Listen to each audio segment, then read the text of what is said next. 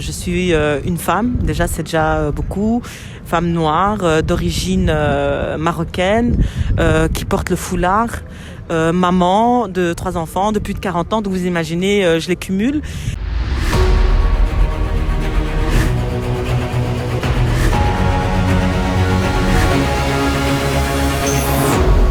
Bonjour Maïmouna, pourquoi est-ce que vous vous mobilisez aujourd'hui ? Je pense que c'est une lutte qui est importante et il faut continuer à se battre tous les jours. Et je pense que c'est des moments comme maintenant, ça permet de vraiment rassembler plein de personnes et de voir que la lutte continue tous ensemble, quoi. Parce qu'on est dans un système raciste et qu'il est temps de le dénoncer. Pas dans le sens où ça n'a pas été dénoncé avant, mais on est malheureusement dans une situation où il faut continuer à lutter. Et aujourd'hui, on est là pour parler haut et fort et se lever contre le racisme. Quelles sont vos revendications aujourd'hui ? Pourquoi êtes-vous là ? Pourquoi vous mobilisez-vous ? Nos premières revendications, c'est avant tout l'égalité de droit et l'égalité de traitement pour toutes et tous. La justice sociale pour toutes et tous. Et donc, il est important de lutter contre toutes les formes de discrimination, toutes les formes de racisme. C'est ce que nous faisons à notre niveau, au niveau de la CC Bruxelles. Il est important aujourd'hui de pouvoir mettre en lumière les discriminations qui sont vécues en Belgique par la population. La population, mais pas n'importe quelle population. Les populations à la marge. Les personnes sans papier, les personnes migrantes. La Belgique est aujourd'hui, au niveau européen, le pays qui discrimine le plus à l'embauche. Il faut savoir qu'une personne arabo-amazigo-descendante, on peut retrouver en fait au niveau du taux de chômage 25,5% de ces personnes-là au chômage.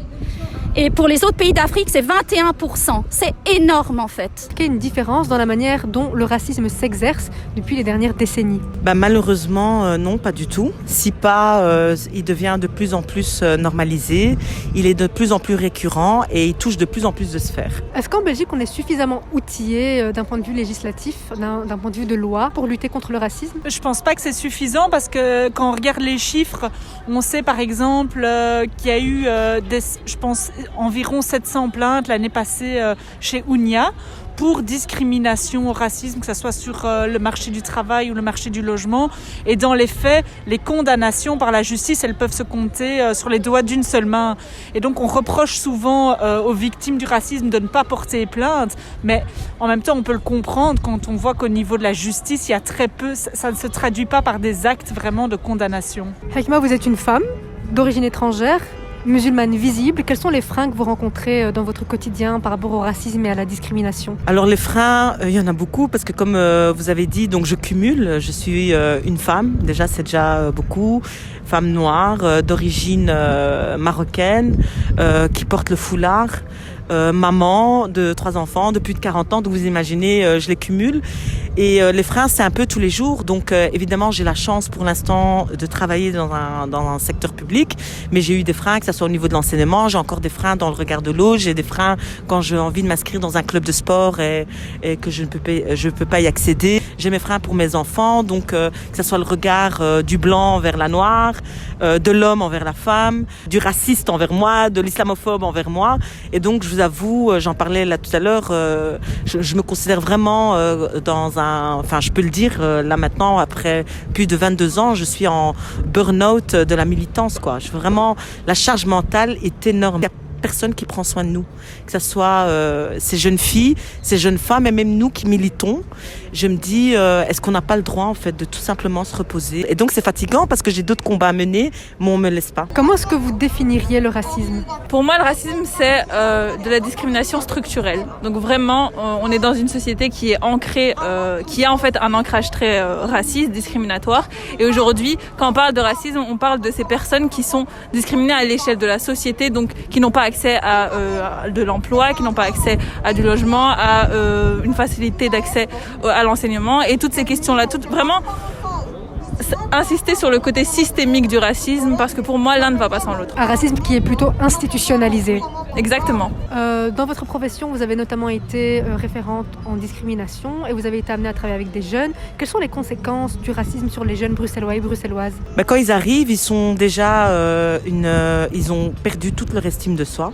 En tout cas pour la plupart, ils sont persuadés que eux-mêmes sont coupables de leur origine, le fait que les entretiens rien se passe mal, ils sont, moi je dirais brisés, ils arrivent brisés.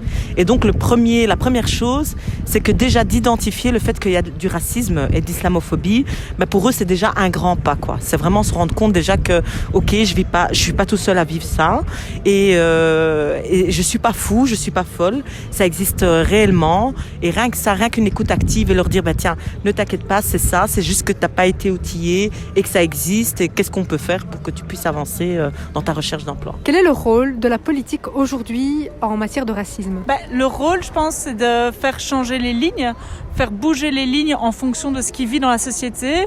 On voit aujourd'hui qu'au niveau du racisme, on a encore énormément de racisme sur le marché de l'emploi, sur le marché du logement. Et ça, c'est quelque chose qui est primordial, surtout à Bruxelles, où on sait que l'interdiction du port des signes convictionnels est vraiment un facteur d'exclusion pour toute une partie des femmes musulmanes. C'est en effet ce qu'on appelle donc l'islamophobie genrée, vu qu'elle est principalement exercée contre les femmes. Est-ce que les personnes concernées sont invitées justement à s'exprimer pour la création de toutes les lois et de toutes les mesures qui sont mises en place contre le racisme ? Mais pas assez. Je pense que, comme dans beaucoup de sujets, on prend pas assez la parole vraiment des personnes concernées, que ça soit aussi la classe des travailleurs dans son ensemble. On voit aujourd'hui qu'il y a un discours de haine, un discours de l'extrême droite qui divise justement cette classe des travailleurs, et c'est important aujourd'hui de ne pas se laisser diviser par ces discours, mais de voir la force qu'on a une fois qu'on reste unis et solidaires. Vous êtes fatigué de vous battre et de justifier votre existence ? Oui. C'est très fatigant. C'est vraiment fatigant parce qu'on pense que ça va s'arrêter, ça s'arrête pas. Si pas, c'est de pire en pire. Parce que nous, à l'époque, on se disait, tiens, on nous connaît pas encore, on va étudier, on va se former, on va montrer qu'en fait, je vous assure, je suis une femme comme tout le monde. Et je me rends compte qu'en fait, après 22 ans, ça fait pour moi 22 ans de militantisme, je suis toujours à la même réflexion. Je dois toujours me justifier, non seulement me justifier, mais en plus me dépasser. Et c'est ça qui est fatigant, parce que c'est jamais assez, donc on doit toujours faire mieux que tout le monde, toujours se justifier pour des questions qui sont, j'ai envie de dire, juste fichez-moi la paix. Vous êtes fatigué aujourd'hui, vous vous présentez à cette interview en étant fatigué avec un ras-le-bol. Oui, tout à fait.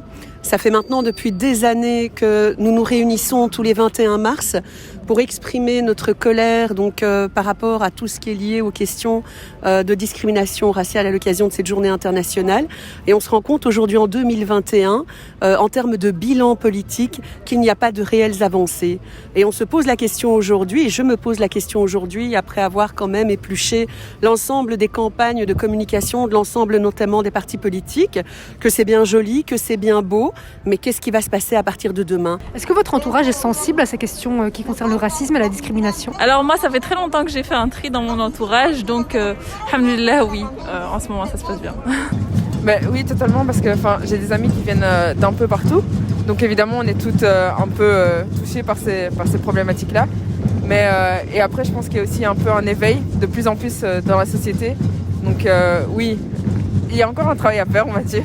Mais évidemment, il y a des gens qui sont conscients dans mon entourage, quoi. Est-ce que toutes les formes de racisme doivent être traitées de la même manière ? Oui, je pense.